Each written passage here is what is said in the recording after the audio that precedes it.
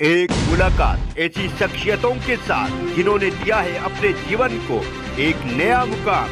रूबरू कराएंगे ऐसी कुछ हस्तियों के साथ एक खास शख्सियत के साथ मुलाकात जयदेव पटेल के साथ नंबर 1 इंडिया न्यूज पर। नमस्कार व्यूअर्स, मैं जयदेव पटेल और आप देख रहे हैं नंबर 1 इंडिया न्यूज। आपका एक बार फिर स्वागत है एक खास शख्सियत के साथ मुलाकात प्रोग्राम में।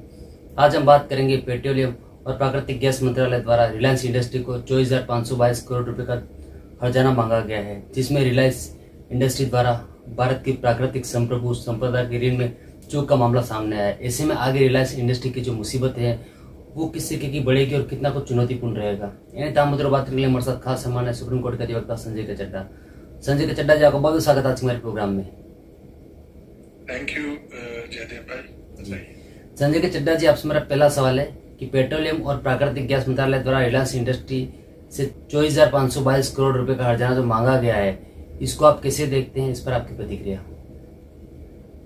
देखिए, सबसे पहले प्रतिक्रिया देने से पहले मैं सुनने वालों को और देखने वालों को बताना चाहता हूँ बेसिस क्या है इस पूरी डिमांड का, कहाँ से ये आई, क्या हिस्ट्री है, ये जानना बहुत आवश्यक है।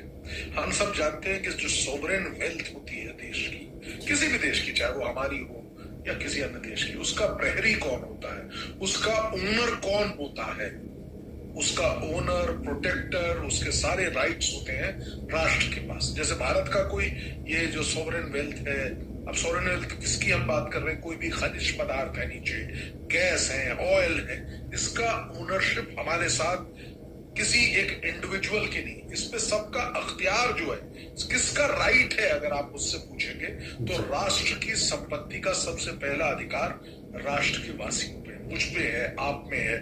लेकिन हम इंडिविजुअली नहीं ले सकते, मैं जाके खोद के निकालने लगूं, नहीं, this is not permissible. We have a sovereign government, इसीलिए इस पूरी वेल्थ को भी सॉवरेन वेल्थ कहा जाता है। अब क्या एक बहुत साधारण शब्द में अगर मैं बात को कहूं कि ये sovereign wealth, minerals, oil, gases, ये तमाम जो हैं, इसका ओनर कौन है इस वेल्थ का? हमारा राष्ट्र भारत, ये परिप्रेक्ष्य है। अब इसको कोई भी व्यक्ति जो है इंडिविजुअली, अगर मैं चाहूं तो मैं नहीं निकाल सकता, इसी प्रकार से रिलायंस चाहे तो बिना सरकार की परमिशन के, नंबर 1, नंबर 2, बिना सरकार को उसकी पेमेंट किए बगैर आप नहीं निकाल सकते, ये पता होना चाहिए। अब आते हैं जो ये कहां से ये डिमांड आई और किस परिप्रेक्ष्य में। हमारे देश का एक बहुत अहम बेसन है, गोदावरी बेसन जिसे कहते हैं, वहां पे ओएनजीसी भी है, सरकार के संस्थान भी है, उनको राइट है और रिलायंस ने भी अपना राइट लिया हुआ है। तो उस बेसन से ये तकरीबन 2016 की मैं बात आपसे कर रहा हूँ, मुझे मालूम नहीं आपको इस चीज का बताना बहुत आवश्यक है, इसलिए मैं बता रहा हूँ क्योंकि समय का भी अभाव रहता है। लेकिन ये परिप्रेक्ष्य जाने बगैर आगे बढ़ना मुझे लगता है गलत हो जाएगा। 2016 में भारत सरकार ने रिलायंस के ऊपर तकरीबन 1.55 बिलियन, 1.55 बिलियन डॉलर्स की एक डिमांड निकाली थी। उन्होंने ये कहा था कि गोदावरी बेसिन से आपने जो ओएनजीसी का जो गैस है और तमाम मिनरल्स वहां से हैं, उसको भी आप ही निकाल के ले गए और उसका सारा जो पैसा है वो आपने इलीगली कमा लिया है। अब उसके क्या होता है कि देखिए, इन सब में जो भी होता है, कोई भी डिस्प्यूट होता है, उसके लिए आर्बिट्रेशन पे ये लोग जाते हैं। तो भारत सरकार और रिलायंस दोनों के बीच में आर्बिट्रेशन हुआ, उस आर्बिट्रेशन का निर्णय आया और जो निर्णय था वो भारत सरकार के विरुद्ध में। भारत सरकार ने उस निर्णय को 2023 में, अभी रिसेंटली, चैलेंज किया था। 2023 में उसका निर्णय आया, दिल्ली हाई कोर्ट के एक कोर्ट में, एक जजीय कोर्ट में उसको चैलेंज किया गया, लेकिन सिंगल जज बेंच ने उस ऑर्डर को जो है सही पाया और उसको निरस्त करने से भारत सरकार को मना कर दिया। भारत सरकार ने इस सिंगल जज बेंच के ऑर्डर को अपील किया, डबल बेंच में हो गया और डबल बेंच में कई दिनों तक, मुझे याद है, कई दिनों तक वो मैटर काफी सामने था और काफी उसमें चला। लेकिन जो निर्णय था वो भारत सरकार के फेवर में आया। और कब आया? अभी रिसेंटली फरवरी 14 मेरे ख्याल में उस दिन इसका निर्णय आया और उसमें ये बताया गया कि जो सिंगल बेंच का जजमेंट है वो गलत है और उसको रिवर्स कर दिया गया, अर्थात कि जो डिमांड भारत सरकार की थी आज से 10 साल पहले, 9 साल पहले 2016 में 1.5 बिलियन डॉलर्स की जो डिमांड थी वो उसको सही पाया गया। तो एक तो ये डिमांड हो गई।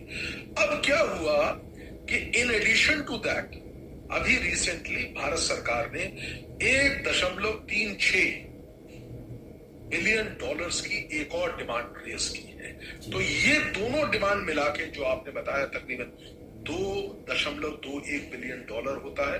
अगर हम उसको एक मल्टीप्लाई करें डॉलर्स से तो वो भारत की करेंसी में तकरीबन 25,000 करोड़ रुपए की डिमांड इस वक्त भारत सरकार की रिलायंस के समक्ष है। तो ये पृष्ठभूमि का जानना मुझे लगता है जयदेव भाई बहुत आवश्यक था और ये इस चीज की डिमांड है। और इसमें सबसे इंपॉर्टेंट बात जैसा कि आपने प्रश्न में पूछी थी कि ये सोवरेन वेल्थ है, सोवरेन वेल्थ पे किसका हक है, किसका अख्तियार है, कौन उसको डिमांड कर सकता है, ये हमने देखा कि कैसे मैंने आपको बताने का प्रयास किया छोटे से जी। संजय चड्ढा जी, भारत की प्राकृतिक संप्रभु संपदा जिसको हम सॉवरेन वेल्थ के नाम से भी कहते हैं इंग्लिश की अगर बात करें तो उसके ऋण में चूक के कारण रिलायंस इंडस्ट्री के लिए जो स्वयं को परिभाषित करना है ये कितना चुनौतीपूर्ण होगा?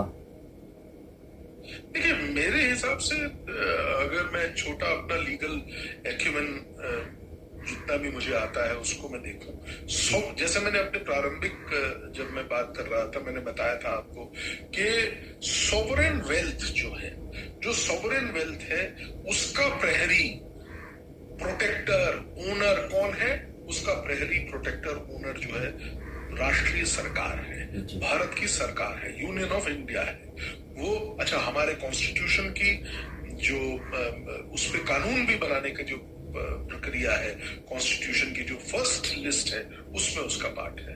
तो कहने का आशय बहुत सूक्ष्म यही है कि ये सॉवरेन वेल्थ है, इसको कोई नहीं ले जा सकता। ये सॉवरेन है वेल्थ है, इस पे अधिकार मात्र एक ही उसका है, वो है भारत सरकार। तो कोई भी इंडिविजुअल अगर इस तरह उसमें कोई खामी बिना किसी अधिकार के लेने का प्रयास करता है तो वो अगर जो भारत सरकार है उसको उस पूरी राशि को अपने वापस लेने का अधिकार है।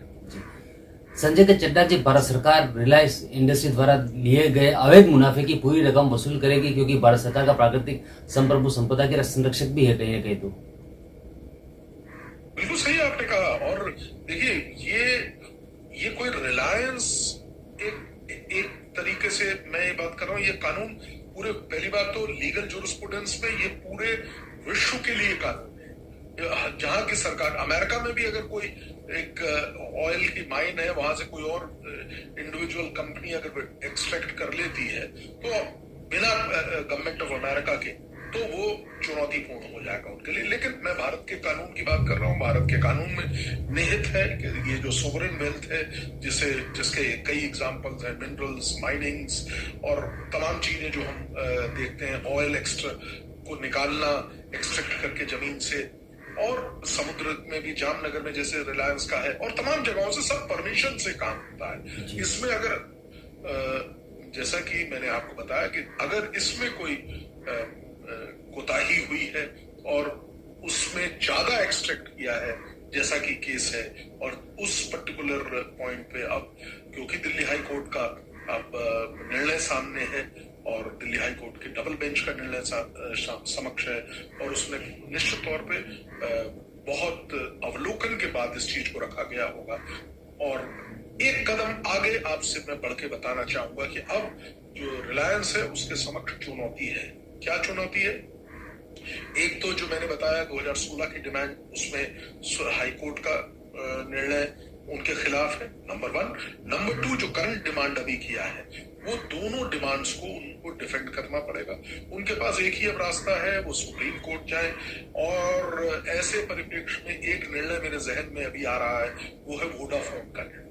वोडाफोन ने जिस तरीके से सरकार के समक्ष जो सॉवरेन वेल्थ की जहां तक बात है उसको बचाने का प्रयास हो रहा था, लेकिन सरकार के फेवर में गया। और क्योंकि ये एक सेटल्ड लॉ है, आपको ये देखना होगा। तो मुझे ऐसा लगता है एक बड़ी लड़ाई, कानूनी लड़ाई सामने है इस वक्त, जो आने वाले समय में अनफोल्ड होगी, सामने आएगी। मेरे को ऐसा लगता है कि अब समय ही बताएगा कि क्या होगा इसमें निर्णय। संजय के चड्डा जी, आपने हमारे लिए समय निकाला और महत्वपूर्ण जानकारी हमारे साथ साझा करी, उसके लिए आपका बहुत बहुत धन्यवाद।